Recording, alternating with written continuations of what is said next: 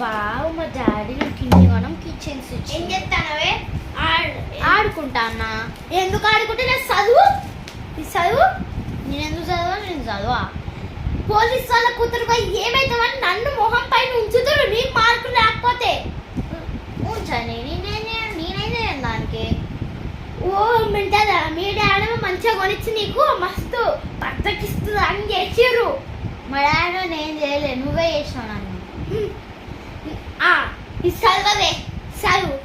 మీ daddy ఏం చేయలే కదా, మీ డాడీ పుస్తకాలు. డాక్టర్ పల్లా దుర్గయ్య హన్మకొండ జిల్లా మణికొండ గ్రామంలో జన్మించాడు. ఈయన తల్లిదండ్రులు నరసమ్మ పాపయ్య శాస్త్రి. ఏంటా ఇప్పుడు A+B² ఎంత? A+B+P+2AB. నీ మొక్కం.